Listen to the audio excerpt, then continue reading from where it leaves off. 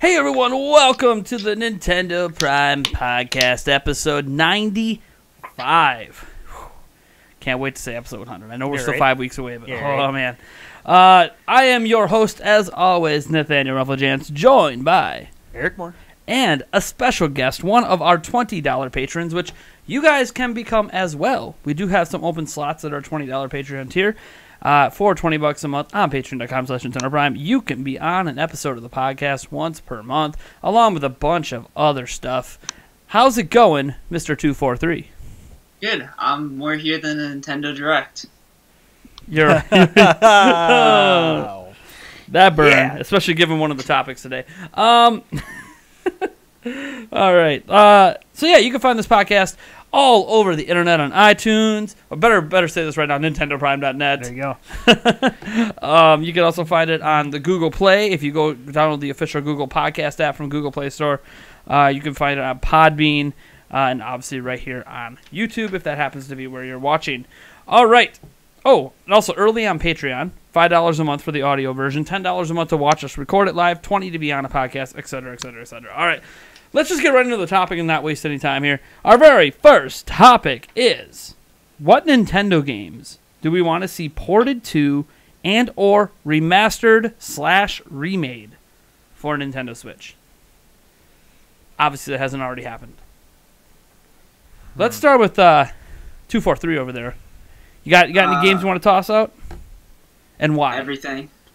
Anything that companies want to port. But mainly, I've been playing a lot of Persona 4. I took it with me by Vita on vacation. So whenever Persona 5 hopefully comes, and maybe some of the like Japanese games from some of the smaller companies like Zero Escape, Danganronpa would be really fun, and also Yakuza. I haven't played that. That'd be nice to play on the go. Okay, I mean, those are some excellent choices. They're not Nintendo games, but those are excellent choices. Sorry, I forgot you put Nintendo games. Yeah, no, it's okay. Like, it's cool, man. You a whole bunch of Japanese games you really want to come to Switch. I basically concur. Yeah. Like, there's other ones too. Like, I want Nier Automata on Switch and Neo. Oh yeah. Those would be awesome, I think, on the platform if they decide to ever bring them over. Persona 5, I think, is the big one, given the Joker's in Smash. But, again, there's rumors that it's coming, but, rumors don't mean anything unless there's a confirmation. So, okay. We'll get back to you if you happen to have a Nintendo game you come up with later. Eric, is there any Nintendo game from your gaming history that you would like to see on the platform? Nintendo specific? Yes, not rare. I know. That's why I just eliminated half your childhood. I know. I know. I hate you. God. Or remastered, or remade. Right, I know. That's the key thing. That could bring back a know. lot of games if you remaster or remake them. I know. But I don't know if it's technically made by Nintendo, but I would like to see a remake, remaster, whatever you want to call it, of Dodgeball. Okay. I think Nintendo published it, so Yeah. I don't know if they own the rights or not. Right. But Dodgeball was freaking amazing back in the day. The arcade game. Which one, though? There's multiple versions. versions. You just said arcade, is NES or the SNES Yeah, one? right. I mean, there's the Game Boy Advance game too. Yes, yeah. That one was fun. Really, I guess any of them. I just love the game. Trying to think of just Nintendo games per se. I mean, take your pick of Zelda. Ooh. I mean, honestly, I've had so much fun with Breath of the Wild, so I guess take your pick, and I'll give it a shot. Yeah, especially if they're going to bring it into 3D. Yeah. Like, there's so many games in the Zelda series. Mm-hmm. Or even if they're going to do, like, an HD 2D. They can't use that terminology because Square Enix went and copyrighted it. But whatever. It can still use the same style. You just can't call it HD 2D. Oh, good lord. Well, like, as an example, A Link Between Worlds was already, like, upgraded visuals of A Link to the Past. So, like, an A Link to the Past remake with those visuals in HD could make some sense. Although, again, people might just say, oh, it's just lazy because it's A Link Between Worlds. I'm like, A Link Between Worlds was in the world of A Link to the Past. Who cares? Mm-hmm. But, whatever. Mm-hmm. People get that way. They're just going to get grumpy. Any one of the Donkey Kong countries, the originals? Oh, and but the those thing are is rare. I know. I know. Well, no, Nintendo owns all the rights to them, though. The original ones? Yes, they Okay. own all the rights. Doesn't matter that Rare made those. So they could bring those back. That would be nice too, because they already have all the a lot of the assets in the art style to use for it, thanks to Country Returns and now Tropical Freeze. Tropical Freeze, yeah. So those would be prime for some remakes. Those would be nice. Right. Oh, man, and now you got me drooling, foaming at the mouth over here for that. I know. Secret of Mana. Oh wait, they already did that and it sucked. That wasn't Nintendo anyways. Let's redo it. And let's redo the right? redo. Yeah. Can we get a good? Yeah. Good? Right. Like when you release visuals worse than the original, there's anyways. Yeah. Which please don't screw up Crystal Chronicles Square, please. Ooh. I have a feeling they're going to because they're remaking it, but I hope. All right, so Nintendo specific. I mean, there's so many games I would like to see come back. I mean, let's just go to some that people really want. I think this is the most obvious choice: the Metroid Prime trilogy. With Metroid Prime 4 ahead, I know a lot of people want to see the trilogy, which did release in a collection on Wii. They want to see that come back and be HD'd. And I think of all the ones to do, that would almost be the easiest. Maybe. I don't know. I say easy, but they do have to have a studio really up-res some of those games. Probably Metroid Prime 3 would be the easiest one to do that too, because the other ones were like in the 4:3 aspect ratio, whereas Metroid Prime 3 was in 16:9. But it can be done. It's been proven with emulators. It can be done, so it's just a question if Nintendo wants to do that. And I'm a big Metroid guy. I love Metroid Prime. Metroid Prime 1 is like my favorite Metroid game of all time. That and Super Metroid, I kind of bounce between those two. Beyond that, I mean, there's so many. If we're not going to get a new F-Zero game, then how about the F-Zero game on GameCube? Bring that back. Yeah. I think that would be phenomenal. But bring back the Death Wheel. The Death Wheel is so much fun. The Death Wheel was fun. So that's like another one. Like, look, if you're not going to, at least remake it for a new generation. And you see me like right now. I'm kind of picking from systems that I don't think they're going to put on the Nintendo Switch Online service. I know I hate using the online service as any sort of barrier for better versions of games, but reality is, if they could just put it on the service, I think they'll do that instead. So like I could go all the way back and say, well, why don't you bring back Star Tropics? Oh, you were looking at my phone, weren't you? No. No, I was thinking Star Tropics was the topic the whole time I wrote it down. Because I just looked it up. I'm like, Star Tropics would be fantastic to bring back. But, if we talk about Link to the Past 4, I could think of a zillion SNES games. It's just, I'm looking at like their history, and I'm like, okay, the easiest things to do would obviously be Wii U ports. Mario Maker, something like that. Like that needs to come over. Super Mario 3D World. Pikmin 3, especially if they're not going to bring Pikmin 4, fine. Pikmin 3 at least. That needs a second life. And Wii U games Second Life on Switch have done well anyways. A Wonderful 101, which Nintendo has publishing rights for. I would like to see that brought over. I know Platinum Games wants to bring it over, so it's really the balls in Nintendo's court on that. But I can go over a whole bunch of Wii U games that we still don't have. But I think those are a given, though. I think those are coming anyways. Unless they're making a sequel, like a Mario Maker 2 sequel's coming, then okay, we're going to get that, not Mario Maker. Right. But otherwise, I think we're going to get all of those games eventually. So I kind of dig back to the Wii and the GameCube era for a lot of the things that I'm desiring. And well, we're already getting one that I wanted. What's that? With the FFCC, but that's not a Nintendo game. Yeah. I know. No, it's okay, though. Yeah. I mean, and it's coming to all platforms, so more people get to play it. Right. Final Fantasy Crystal Chronicles, for those that don't understand. Yeah, the original, not the Wii one that was more traditional Final Fantasy. Man, there's so many. I mean, I'm going to say this just because it went to 3DS and it shouldn't have. Luigi's Mansion. Oh, yeah. Luigi's Mansion 3 is coming. Just remaster 1 and 2. Or, I'm sorry, Luigi's Mansion and then Luigi's Mansion Dark Moon. Just remaster both of those and bring them. Just make a trilogy pack. Yeah, but they're charge like $100 for it because Luigi's Mansion 3 is a brand new game. So I know you'd buy it. I mean, you're paying your point. You're paying $40 for the other ones. You might as well just say, give me a special edition that has the other two for $100. You're basically you're giving me $60 for the 3, and then $20 for each of the other ones. But why ones. do that when they could just give you the Luigi's Mansion 1, $60? Yeah, well, I know. Moon, I know they will. That's the problem. I mean, reality is everyone wants them to pat together the Wind Waker and Twilight Princess HD and release that for $60, and they're just going to do each one individually for $60. They're going to, again, for the second time. Because that's just what they're going to do because people are going to buy it. I mean, that's one thing that was weird. I did so far. Like most of the news from this past week has been a lot of sales data, MPD data. So I got a couple of videos up on it, but outside of that, it's been kind of dry this week.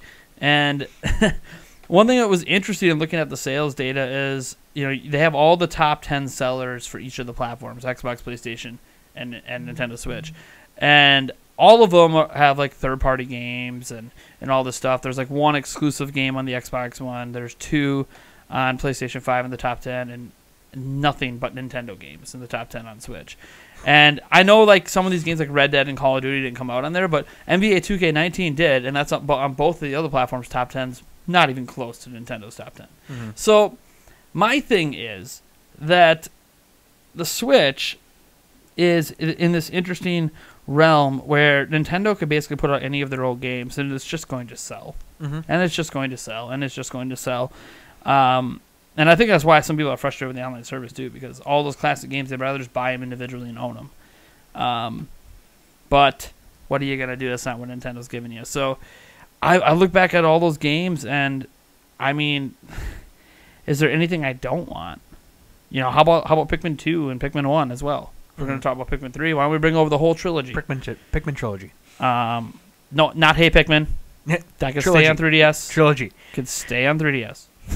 Hey Pikmin needs a remaster, where it's just made as like a Metroidvania. You gotta unlock the Pikmin and go from area to area. No thanks. Hey Pikmin is just... It is a Pikmin fans Federation Force. I think you can make a good 2D Pikmin if you made it Metroidvania, though. I'm not saying you can't. I'm saying that Hey Pikmin itself is to Pikmin fans what Federation Force is. like Federation Force. By the way, Federation Force is actually a really like Metroid Prime Federation Force is a really good game, but it upset a lot of people because they'd rather have Metroid Prime 4. Now they're getting that, but they didn't know that at the time. We thought we were going to still get Pikmin 4, even though we got Hey Pikmin, and yet here we are in 2019, and Pikmin 4 was supposedly done back in like 2015, and chances are Pikmin 4 was really just Hey Pikmin at this point, and because there's only like one quote on the entire internet. Like if you go back in all the sources for Pikmin 4, it's from one quote that mentions Pikmin 4, and the quote could simply be mistranslated, and it just meant a new Pikmin's coming, and they assumed that meant Pikmin 4, and really it was Hey Pikmin. So Pikmin 4 might not even exist. I hate to burst that bubble for some people. So again, Hey Pikmin, and the longer and longer we go without a Pikmin 4, the more and more Hey Pikmin's going to feel exactly like a Federation Force. It's like like people were dismissive because Pikmin 4 is coming. Ha! About that. Just because Nintendo never corrected that interview doesn't mean anything. Because it's not like people are constantly asking Miyamoto, hey, where's Pikmin 4? Like, no, they're always like, where's Mario? Where's Zelda? Where's Kirby? And then no one asks about Pikmin in interviews. I never see anyone ask him. So, who knows? Maybe if we catch him on the way to the bathroom at E3 this year. Yeah, right? Be like, hey, Miyamoto. Yeah, right. I know you don't have your translator. Pikmin 4. Yes. Make sure we have a little Pikmin stuff right. down. New one? New one? Yeah, right. Just give him a calendar and tell him to write a date on it. just circle. When is it coming out? We won't tell anybody. No, hold up a Mario doll, Link, a Pikmin, and we should just grab like little pins of each of them. Yeah. Point, we'd be like, okay, point to a pin, circle a date. Yeah. We won't tell anyone. We promise. He's gonna just pick random dates and circle them. Watch him just grab it, and he goes to the page that has all the months, and he just circles the whole thing. He circles the whole month. He just circles the year on top. Yeah. Right. Yeah. Yep. Or he goes at it and he goes, glances at your pens. Looks down, glances at your pens, looks down. He's like, 2050. Just like, no. Dang it. Sometime by 2050, according to Miyamoto, we're getting one of these games. Yes. One of them. We don't know which one. One of them. Well, probably Mario. I think it was by default. Yeah, right. I mean, is there not going to be a new Zelda? Wait, if there's only one, does that mean Zelda's being canceled? Yeah, right. I mean, 243, do you have any older games you want to come back? Well, I mean, it turns out Nintendo's made a lot of really good games. No, really? Years. Right. No, not at all. Shockingly. I mean, basically whatever Nintendo would put out, I'd be happy to buy. Assuming it comes out. I gotta throw this out like there. These SNES games. Mm-hmm. Just because I always wanted an HD sequel, and I always thought it would do sick. Dr. Mario. Oh yeah, yeah. That'd be interesting. I don't know what you would do any different, but I can't even remember if they ever made a sequel to it. I don't really think Yeah, so. there's the Wii and the 3DS ones are actually pretty decent. But are Okay. they sequels or are they just remasters, remakes type of thing? I mean, you can't really remake Dr. Mario. Yeah, It's like and how yeah, I you don't know really remake how Tetris. Right. Have you not seen all the things they do with Tetris now? Grandmaster Tetris is pretty sick. It Yeah. all goes Tetris invisible over the Effect. credits. Yeah. Tetris Effect in VR is sick. Yeah. What's that? There's a Tetris game my fiance plays on her phone that's different too. Puyo Tetris. No, not Puyo Puyo Tetris. No, the good game by the way. Yeah. No, I can't remember what it's called now. Oh, it's upsetting me. I'm gonna have to look it up. Yeah. It's actually a really, really fun game. And if I play it in front of her tonight, she's gonna scream at me because she's gonna be mad she forgot about it. So, just throwing this thought out there for you. Yeah. What about like a Kirby collection, where they bring back most of the Kirby Like games the one on Wii? from the past? Oh yeah. Is there one on Wii? There might I be, believe it's on the Wii. Well, okay, just remake Right? It's that the then. 25th collection. but it's not on Switch. But it's not on Switch. Yeah. Tetris Blitz. Ah. It's such a Oh fun yeah, game. and there's Tetris Attack, but that's not really Tetris. No. But Tetris Blitz is really, really good. It's interesting. EA owns the rights to Tetris. Interesting. But yeah, I've just downloaded the game because I'm totally gonna play it in front of her later. Been a reminder of what she hasn't Can we been bring playing. back a Paperboy? Paperboy. There we go. Zombies ate my neighbors. There's reaching into the barrel now. Oh, I'm like, I know you have some. Come on, get in that barrel. It's of whether yours. it's Nintendo games or not. Whatever. Yeah. What? Who knows? I mean, all the people they're gonna be like, oh, that's not. Does he have any Nintendo? Yeah. Sure, Mario Bros.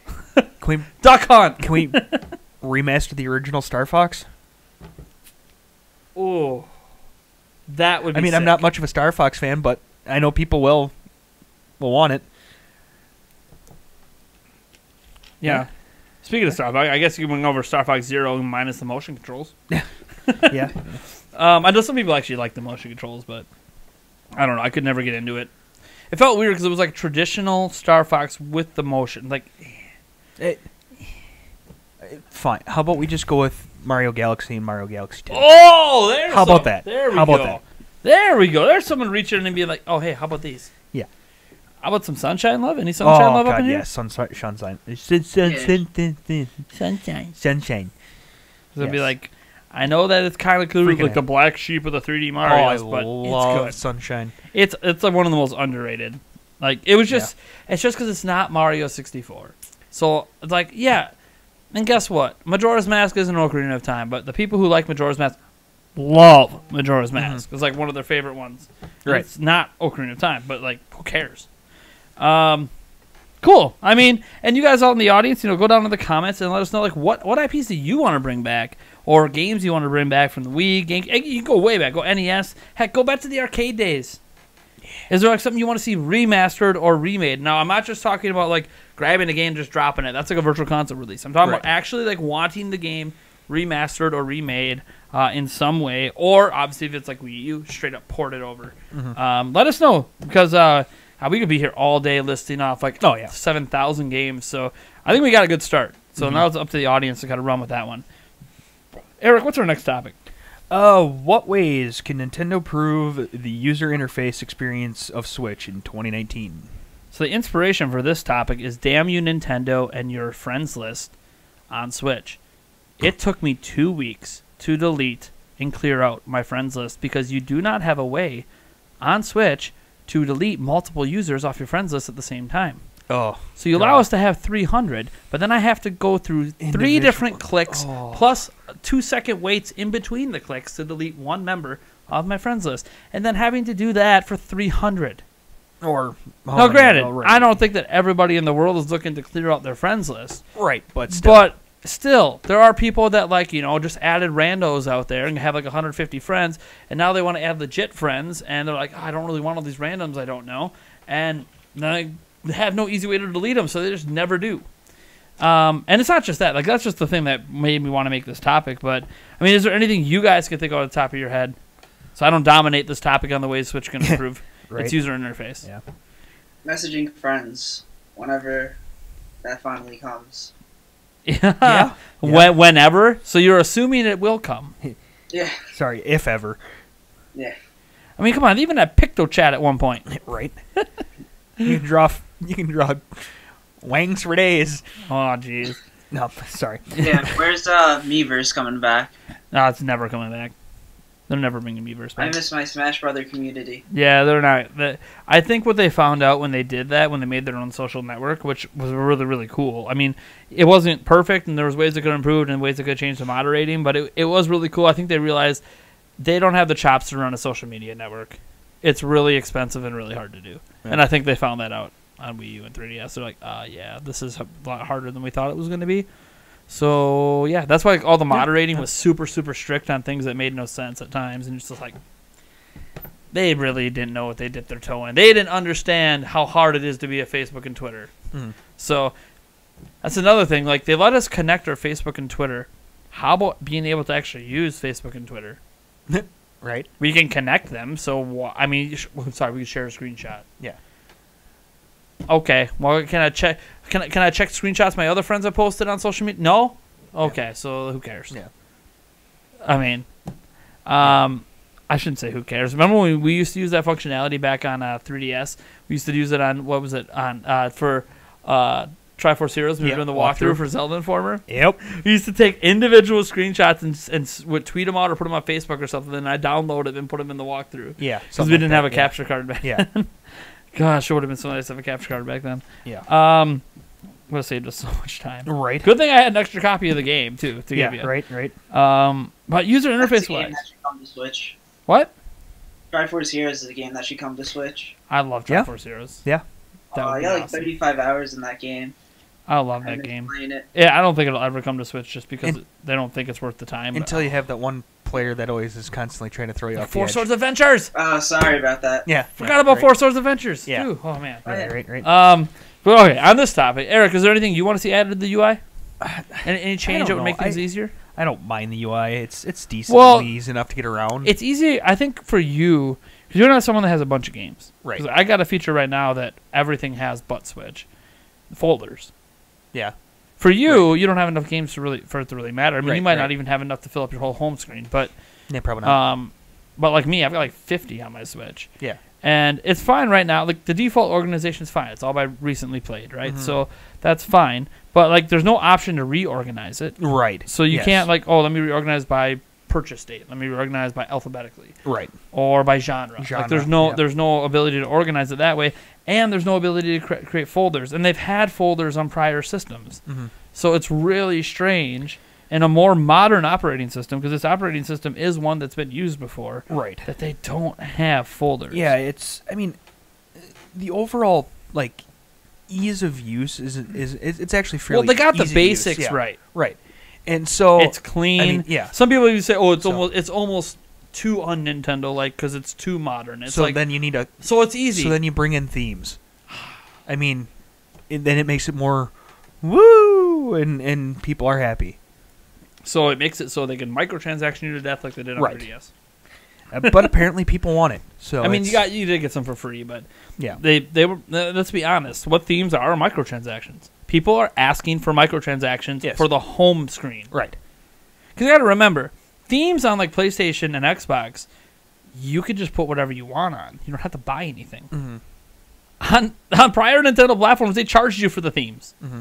That's why, like, when people are always asking, I understand you want the ability to customize it, but like, you're literally telling Nintendo, hey, I want to give you money through microtransactions. Right. I don't like that. I know it's not in the game, and maybe that's a controversial opinion. One, because I don't really care about themes, because I plan to spend as little time on the home screen as possible. I'm there just to get to the next thing. Mm-hmm. But, man, it's just like people who want, I mean, this at least doesn't cost any money. There's people that want music, like eShop music, eShop music or home screen music. I just don't care. I was thinking that.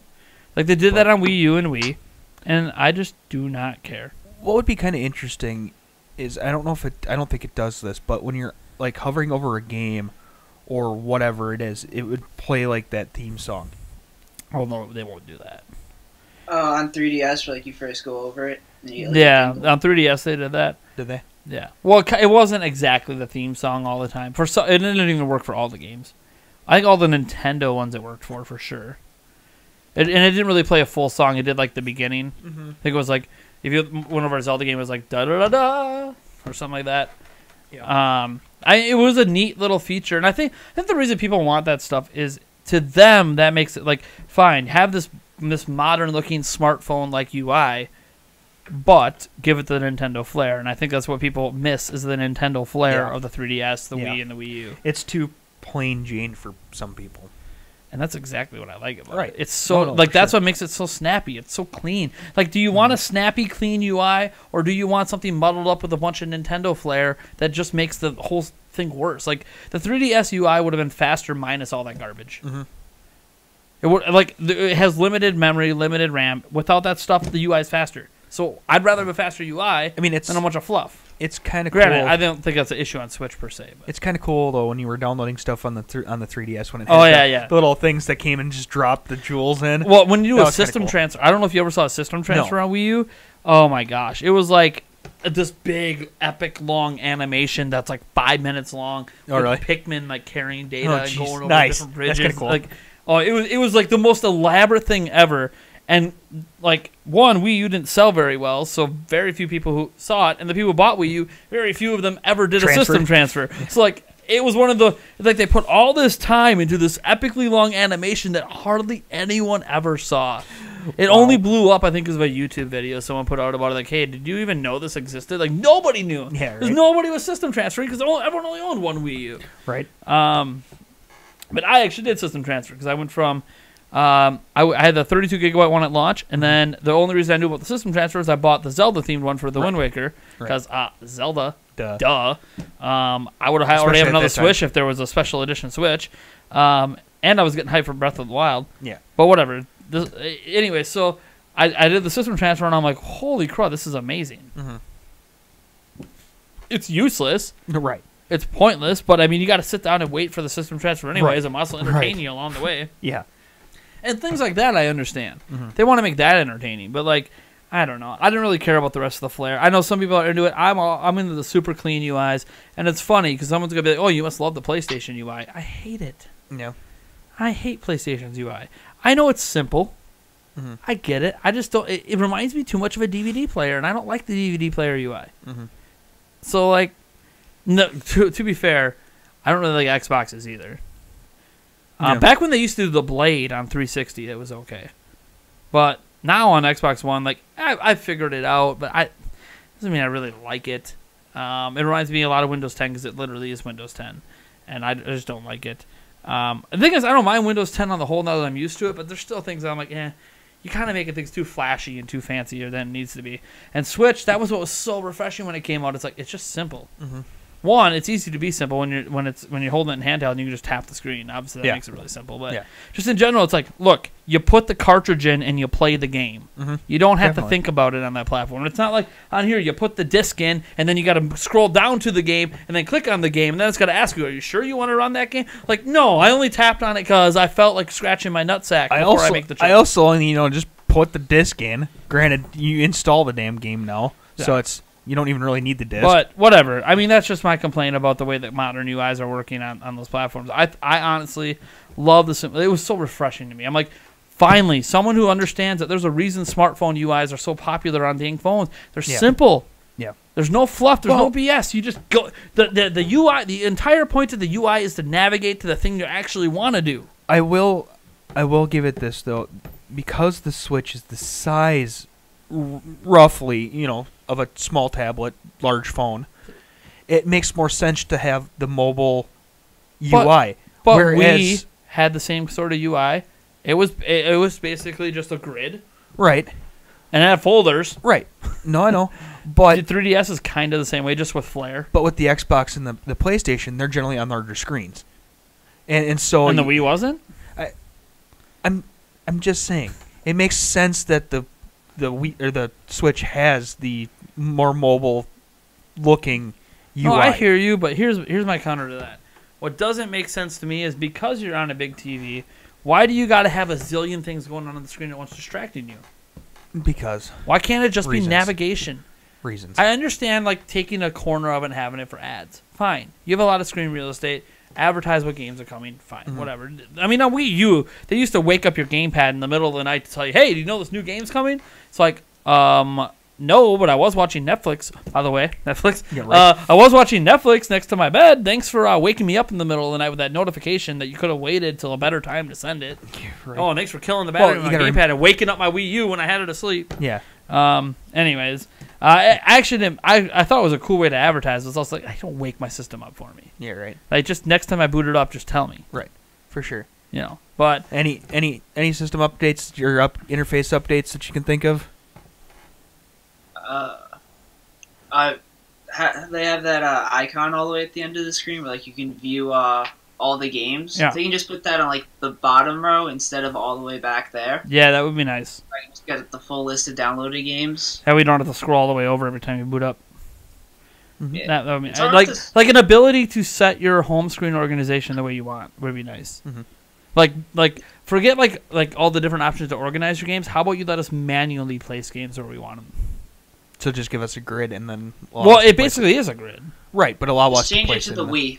Make it even Yeah. more like a phone Yeah, yeah, where we the can Wii, literally grab the thing and put it where we want. Right. Just like on Wii and all that stuff. Right, Like yeah. we were just talking about, it's kind of like a smartphone UI, so have it actually function like a smartphone UI. Mhm. And give us that ability to freely organize it. I'm not saying they shouldn't leave it by default. Leave it by default by recently playing. I think a lot of people actually like that. Mhm. But just having an option would just be nice.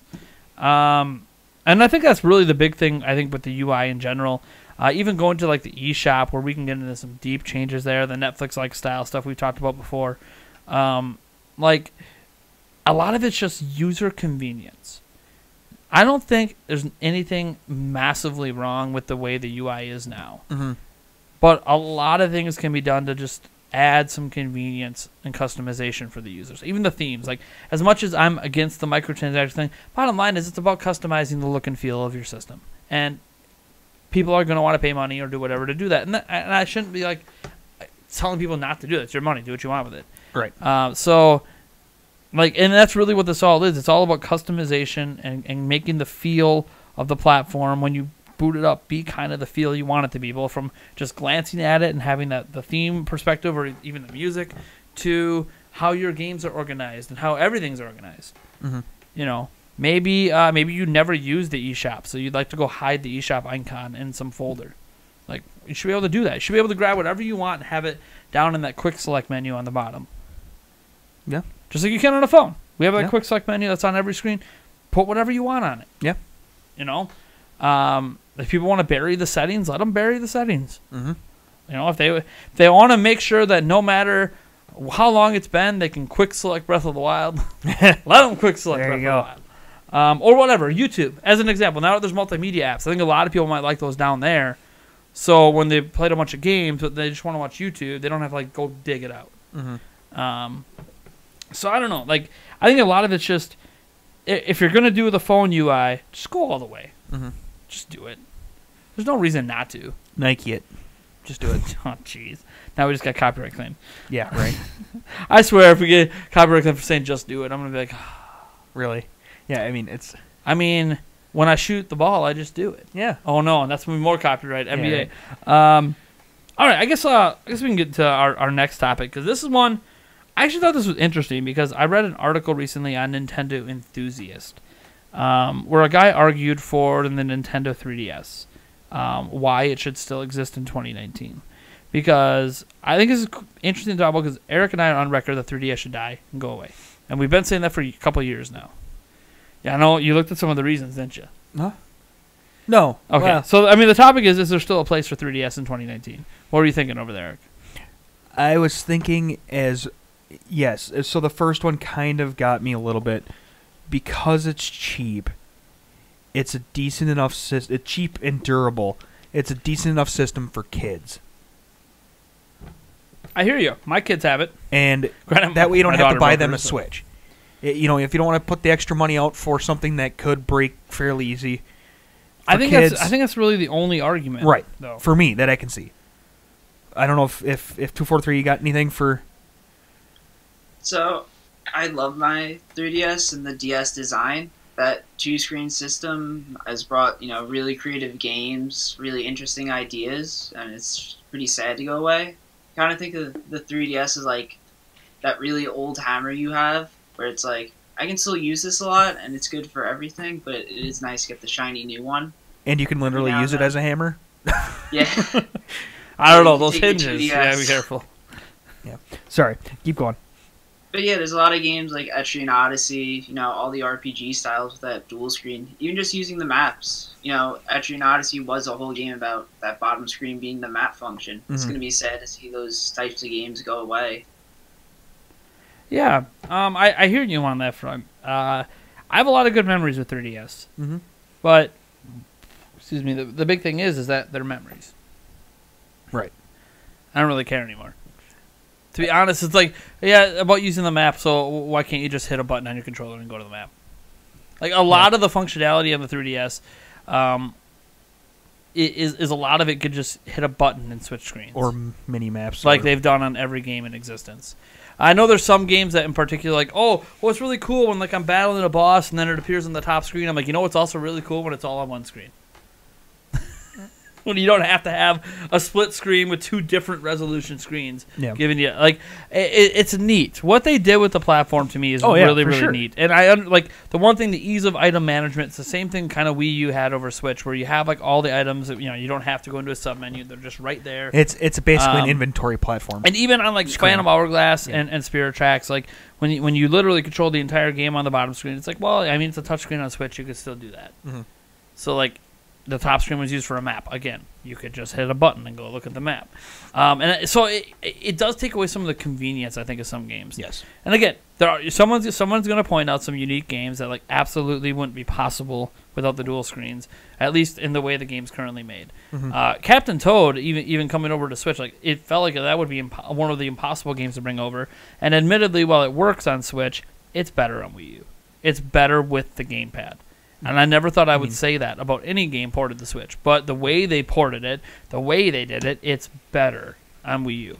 And that would be the case, I think, with a lot of 3DS games, if they brought them over. It was better and more convenient with 2 screens. But my thing is, like, because I'm the one that wrote on the arguments, because that was kind of like the big arguments he had in the article, is that it's cheap. You can get even just a 2DS, a base 2DS.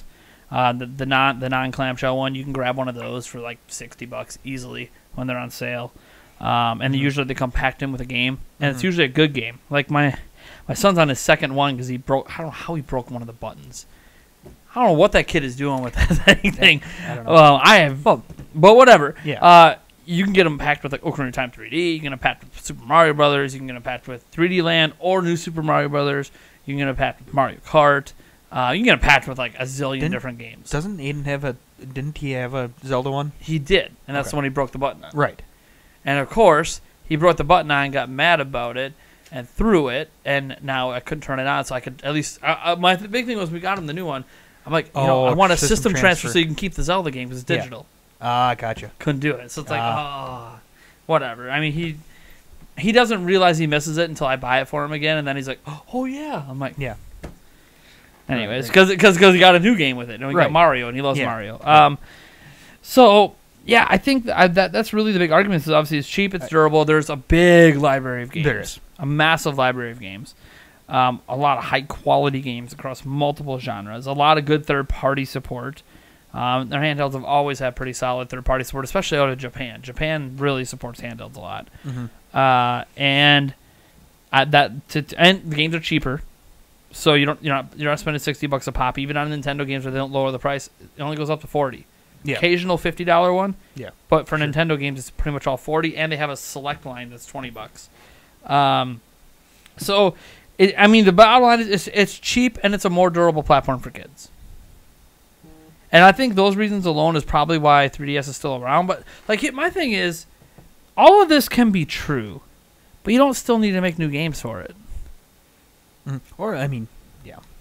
Right. I mean, that's kind of like my thing. Like, why did we say the last 2 years they should stop, 3DS should die? Because they keep making new games for it that they don't need to do. All of these things about it being a nice system for kids, great library of games, cheap, durable, can still be true without releasing these new games that a lot of these kids aren't picking up anyways. These games, the people that are picking up these games are people that are like you and me. Like the Bowser's Inside Story RPG thing. My son ain't going to be into that. But I am. Right. And that could work on the Switch. I mean, well, That's a little hard to work on Switch. that one would be that was a little difficult. Yeah. I mean, I'm not gonna say it can't be done. Of course, anything can be done if they do it, like rework a lot of things with it. But that's a good example of one that works really well on a system like 3DS. But it's just like, I mean, I think a better example is obviously Luigi's Mansion. Brought it up before. Like, Yeah. Why is it going to 3DS? why on Switch? 3DS to look worse when it could look better? Just like literally HD in the GCN version and bring it to Switch. Especially now that we know Luigi's Mansion 3 coming, it makes it even more baffling. Yeah. Why we didn't get it on Switch. Because then they would have to bring Dark Moon out. Well, they don't have to. The thing is they don't have to bring Dark Moon up if they're gonna insist on the final name being Luigi's Mansion 3. Because then it's like, oh, we have Luigi's Mansion. Where's the second one? Because they didn't call. It's just, I don't know. Anyways, that I think it's a debate for another time. I think 3DS's place in the marketplace is obviously kids. I think that's something Reggie has brought up himself. Like, it's a cheap entry point for kids. Yes. Durable for kids, whether it's the clamshell version or not. Oddly enough, the one that isn't the clamshell version actually is the most durable of them all. I don't know, man. I got the story, and Let me see. Let me hear you. yeah. I know I've told the story before on the podcast, but I don't know how We have many a of good these topic. listeners. We have a good topic. I don't know how these listeners have Don't worry gone about back yet. Don't worry about the past. Yeah, I know. Live in the present. I Let's know. go. I'm just saying. Sorry, Edward Norton. That's Telling what he's people to saying. go back and watch podcasts from the past. So they can hear the exact Yes. story you're already giving Yes. them now. Well, okay, so here's the story.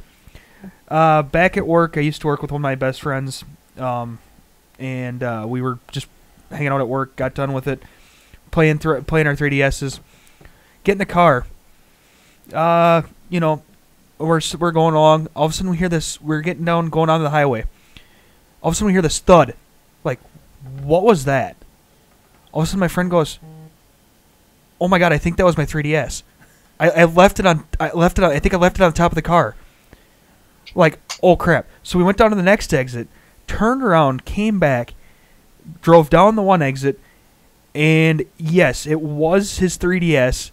The thing had landed on the ground.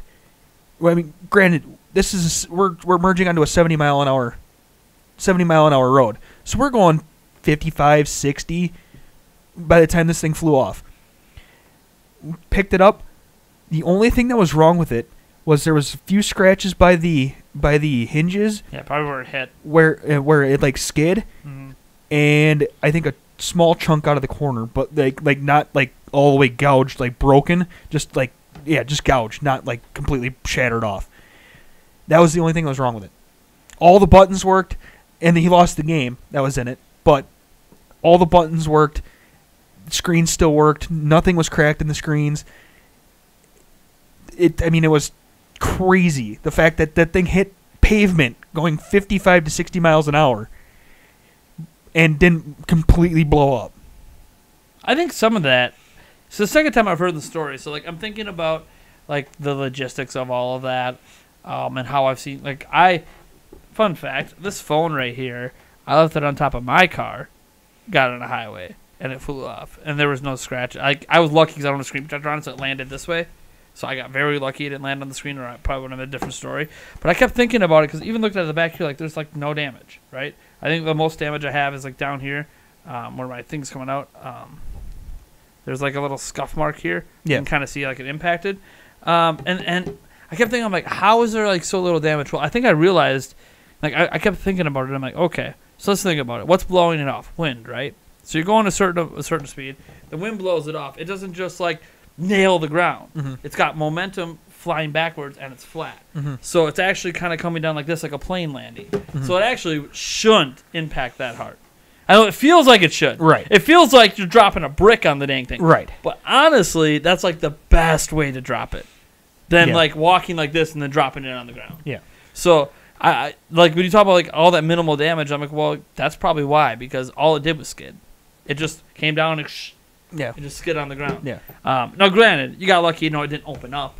No, the wind blew it open and then landed. Well, that's how down. it did. It landed screen side down because it was on the inside of the hinges. Was the part that was scratched. Oh, really? Yeah, it was. So it kind of like went like this. Yeah, no, I don't know if it like bent open, but the hinge in the middle of the screens was what was scuffed.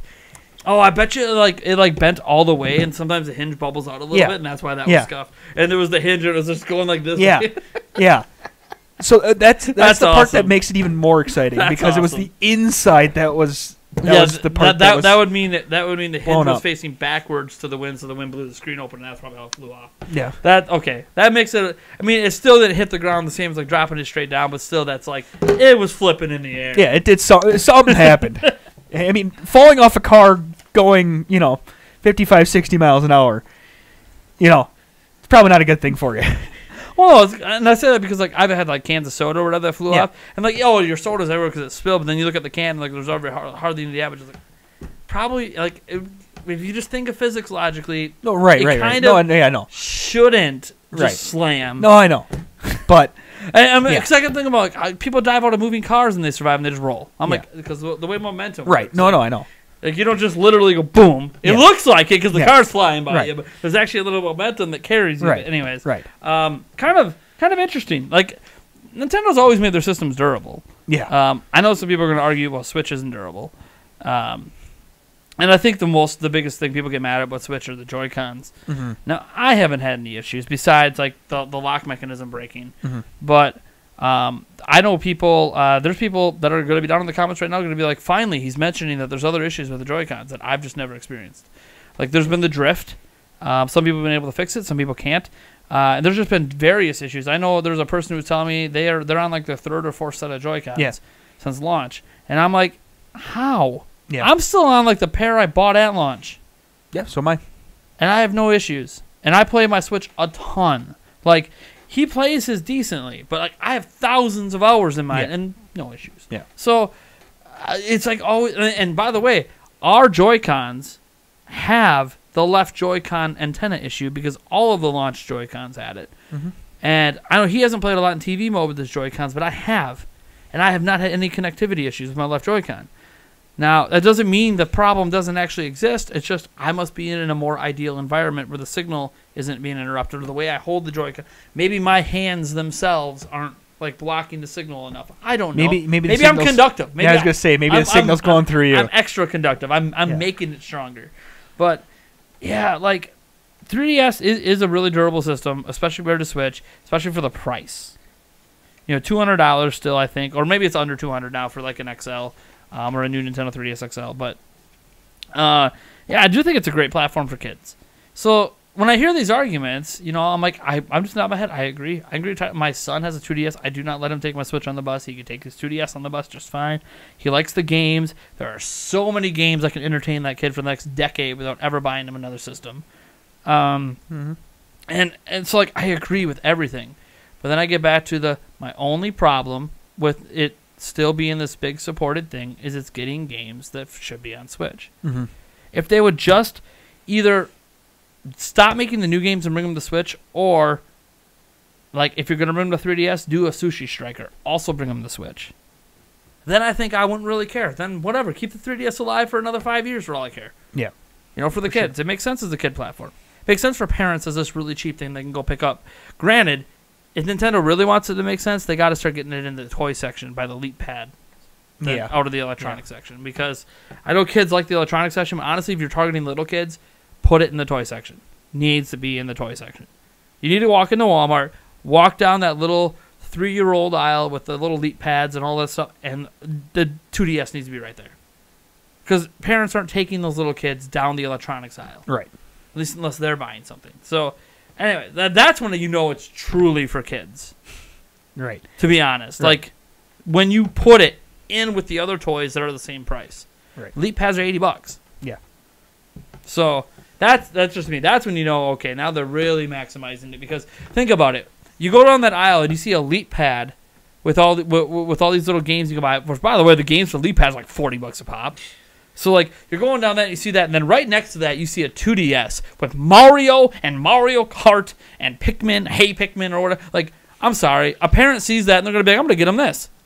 They're the same price. Why would I not get them a thing that has the better games? Yeah. Oh, they're not educational. Fine. Put some educational games back there then. There's plenty of educational games on 3DS. Like, they're yeah. It's a missed opportunity for Nintendo that they keep that thing in electronics, so they don't tell stores it's time.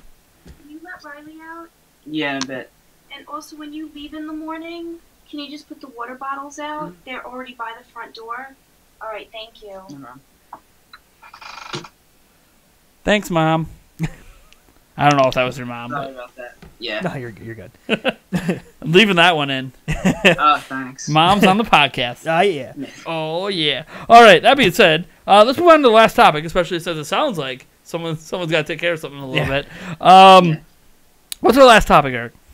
This one shouldn't even take that long. It appears that there's going to be no direct in January. Is that a good thing? Bad thing? Will we ever get one? Not ever. Ever? When? No, will we? ever. When will we ever get one? Why? What? Ah! Yes. 243. What do you think? What's your thoughts? Well, we have the investors meeting next week. Yes. So a week from I this think recording. there's a high chance you can see it next, probably Tuesday, Wednesday, or Thursday, or maybe Monday. I don't know what they're planning, but nothing looks better to your investors than you say, oh, we put out this direct of all our upcoming projects and our stock jumped up, $1 a share, $10 a share, and all these products are tracking for good revenue. So what we're saying is 243 over there is a believer. He is a January direct believer with only 1 week to go. Yeah. He's trying to make me a believer too, man. He's like, look, dude, even if Nintendo's not going to hit their 20 million mark, like, dude, look what they could point to investors and be like, hey, we announced all these release dates, all these games. Look at our stock. Yeah. What are you worried about that we didn't hit 20 mil? Well, look at our December, the greatest December we've ever had in the history of the company besides Wii. Yeah. What are you worried about over there? Right? Like, I see it. Like, he's trying to convince me. He's like, dude, Nintendo's going to try to build the hype and make it so no matter what negative news they have, because the only negative news would be they're not going to hit their hardware target. It would be, but it doesn't matter because look how well it's selling now. Look how well it did in December, and look what we have coming. Like, why would you bail now? Don't sell now. We're about to blow this stock up this year. I hear you. That's a dang convincing case. I hear you. I give up.